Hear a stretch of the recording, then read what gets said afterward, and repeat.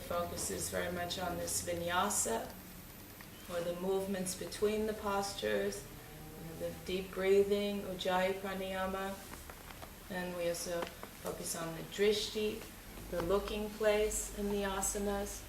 You should always have your gaze in a certain position in each asana, and this will also improve concentration and places the head in the right position. And that is one more element, which is emphasized specifically in Ashtanga Yoga. So it's a very complete method. Other styles of yoga include less postures. There's no focus on the breathing or the vinyasa. Some other styles of yoga, the hot yoga, instead of developing this internal heat, you're placed into a very hot room. And so you have this external heat, which is practicing yoga in the sauna. And the idea is to improve the blood circulation, because the blood rises to the surface and moves into the muscle, into the skin, and so it's considered to be safer.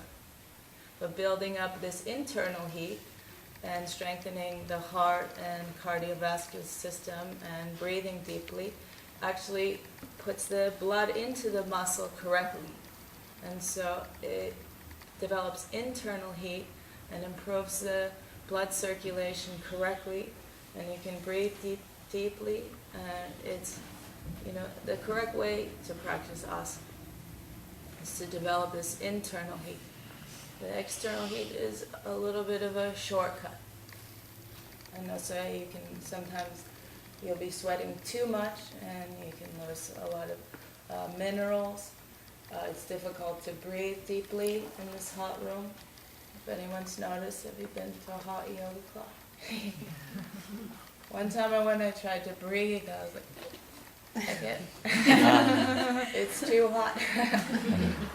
But it's beginners, I think it's good for beginners, and there's some detoxification at first, but when you really practice asana in a traditional way, you develop the heat internally, and then you develop this cardiovascular strength, which improves and strengthens the heart and improves the breathing system, the lungs, and corrects the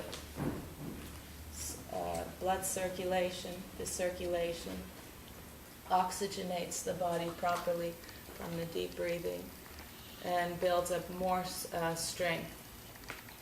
So that's the vinyasa style of yoga. You still want to be in a warm room, so you're not cold, but you don't need to be in this very hot room, which is actually quite challenging for the body, in a way you're using up energy of the body from sweating too much. You lose some minerals, and the body is trying to cool down. It's a different process. The blood is just going to the surface. It's trying to cool down the body.